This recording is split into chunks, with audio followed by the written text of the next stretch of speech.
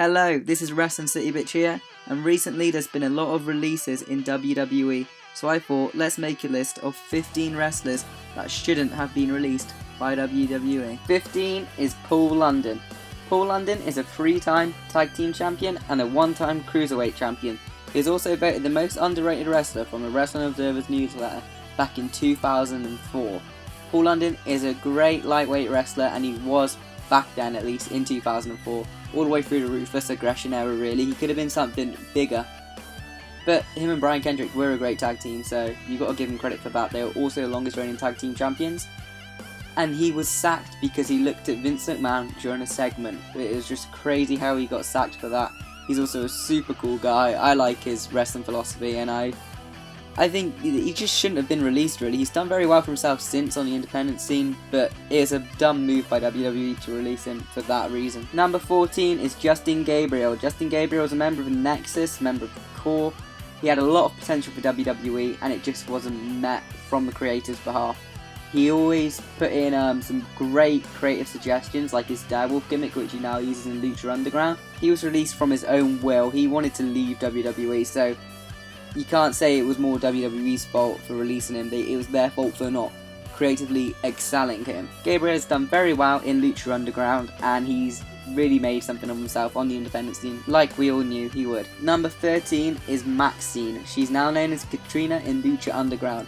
Maxine went under drama classes while she was in WWE to improve her promo skills, to improve everything really about her, and that really is on show at Lucha Underground. WWE just didn't know how to use her like Lucha Underground know how to use her.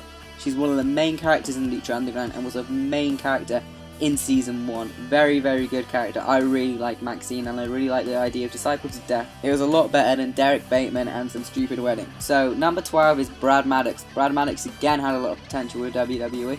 I liked his gimmick with Adam Rose when he was being a bit of a punk. I thought that could have really taken off somewhere if they didn't let him job. He said pricks on TV and got released for that, and it was on Main Event. Like, who cares? Who really watches Main Event, and who cares about someone saying pricks when Vince McMahon, Shane McMahon, most wrestlers say a lot worse things on television. Number 11 is Solomon Crowe. Solomon Crowe requested his release. This is because he's such a big name on the independent scene, and WWE just didn't use him correctly when they had him. I thought he could have been a mystery member at Night of Champions along with Dean Ambrose and Roman Reigns, and he could have been something huge for WWE.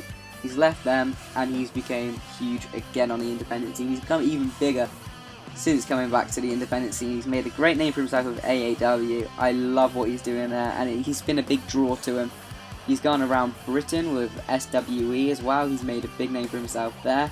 He's making a name for himself globally. He's a big indie attraction. Lucha Underground have signed him up, and there's going to be big things for him. WWE really should have capitalised on him, but I think he will come back one day, as he left on such great terms. Number 10 is Ultimo Dragon. Ultimo Dragon was famous in WCW mainly. He was a great cruiserweight wrestler, one of the best high flyers of all time, but is most famously known for his WrestleMania botch, where he fell over in the entrance. Ultimo Dragon got to live his dreams at WWE though. He got to wrestle at WrestleMania, and he got to wrestle at Madison Square Garden, which were two main reasons for him joining WWE in the first place. However, he could have been a huge cruiserweight star for him. He was there where Rey Mysterio was there, Eddie Guerrero was there. There's a lot of great wrestlers which he could have worked with, and they just didn't really do that. He was mainly on Velocity, mainly on Heat, and he's just a failed wrestler on WWE's behalf. He's a great wrestler, but they just couldn't creatively benefit from Ultimate Dragon. Number 9 is Silas Young. Not many people know that Silas Young worked for WWE, but he did. He also wrestled one Superstars match, I think. It might have been one or two. He's mainly known now for his Ring of Honor work as being a last real man. He's a brilliant independent star. He's gone around with PWX, obviously Ring of Honor, WXW. I think PWG will probably get him soon if he hasn't wrestled there. I don't think he's wrestled there. But Silas Young is a wrestler which I really, really like. WWE could have made something great out of him. Last Real Man gimmick is a very good gimmick, so really WWE had it made right there. But they let him go, and he's become an indie star like most released wrestlers. Number 8 is Brian Cage. Brian Cage was under FCW contract, and he was released from that. Brian Cage back then though was not as big as he is now. Everyone knows him as being a machine, a monster. And everyone, there's always that joke where they're like, why do you have Ryback when you could have Brian Cage? Because Brian Cage is the best big wrestler that I have ever seen. I know that for sure. He is one of the best in the world. He's just incredible for what he can do. And if he was that big in WWE, if he just remained clean, because there are rumours that he did steroids, I don't know. I don't really care because he's that good. I just don't care. But yeah, he could have been something great for WWE. He could have been a champion because Vince McMahon loves the big guys. And it's just a dumb release really for him being gone. Especially with what WWE have now for their performance center. He could have really been a big meathead, a big machine. Just a shame it didn't happen, but he's made a great name for himself with AAA and Lucha Underground, so well done to Brian Cage. So number 7 is Chris Hero. Chris Hero was known as Cassius Ohno in NXT. And this is probably the biggest shame in all of wrestling with WWE, because I love Chris Hero. He's a god of wrestling. He is one of the best wrestlers ever lived, I think. And they just didn't know what to do with him. They just couldn't make him into the star which he should have been. There was rumours that he should have been a member of the Shield. CM Punk put that forward. Triple H said no. Instead we got Roman Reigns.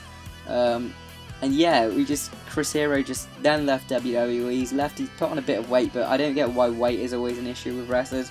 People say, oh, he's gone fat, he's gone fat. Who gives a shit? He can still wrestle. He's one of the best wrestlers in the world. He's done a lot of work for charity. Respect Chris Hero. And yeah, it's just a shame that they released him, because he could have been something great for WWE, because he's been great for many independent promotions. He's great at putting wrestlers over at the right time. Number 6 is Matt Sydal, who was known as Evan Bourne in WWE. He's mainly known for that RKO off the top rope, which does really piss me off, because he's one of the best high flyers ever, and he's just remembered for that one RKO. But that's everything about sports entertainment. You do one good spot and you're remembered for that. Yeah, he could have been something better really. He was great with Kofi Kingston when they were tag team champions. I liked what he's doing, but he was released for smoking synthetic weed. How dumb is this? He's released for smoking synthetic weed. It's not even real weed, and he's released for it. You've had guys like RVD, you've had guys like Jack Swagger. They do weed. They have a little band, they come back.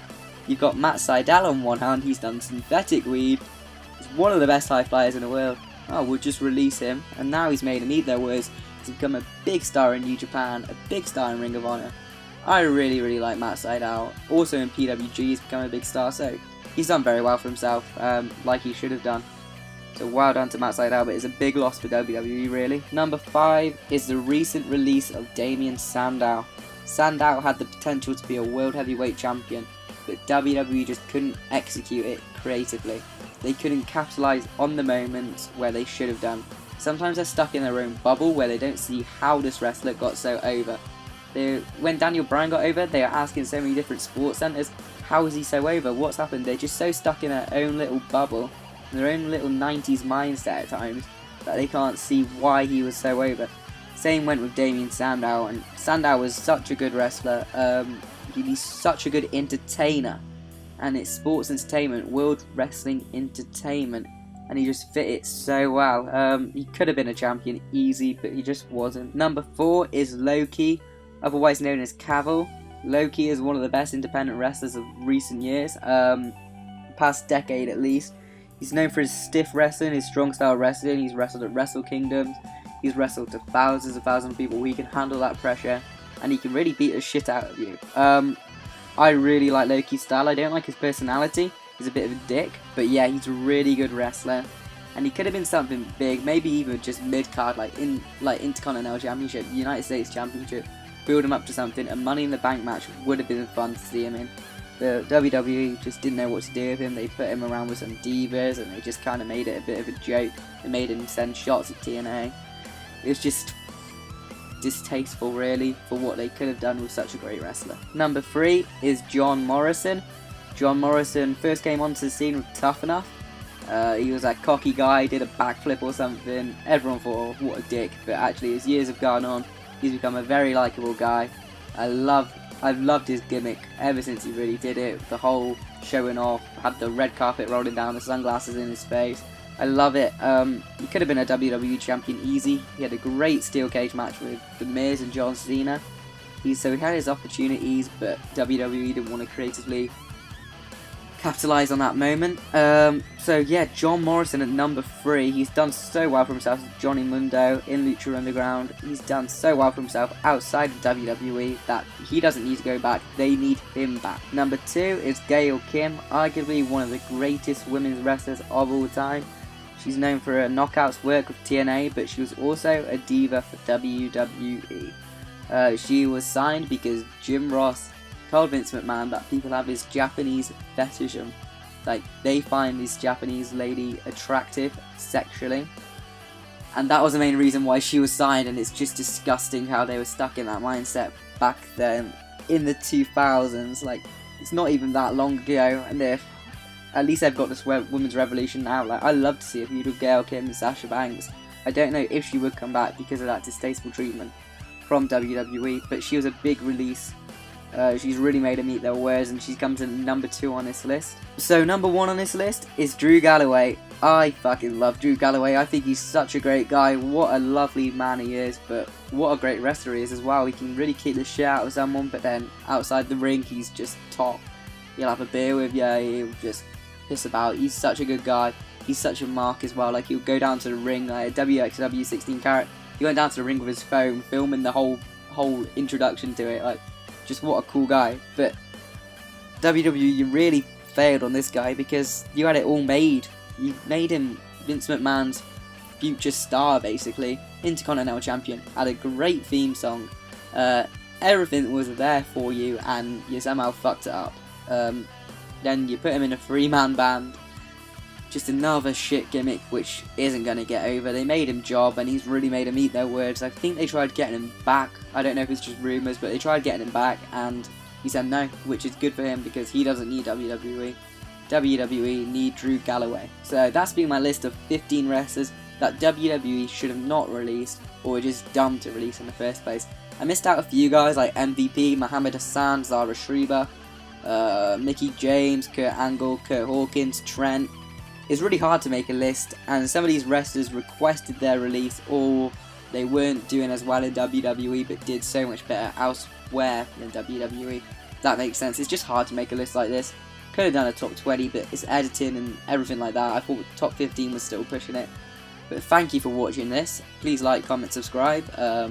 Look out for more videos. Thank you.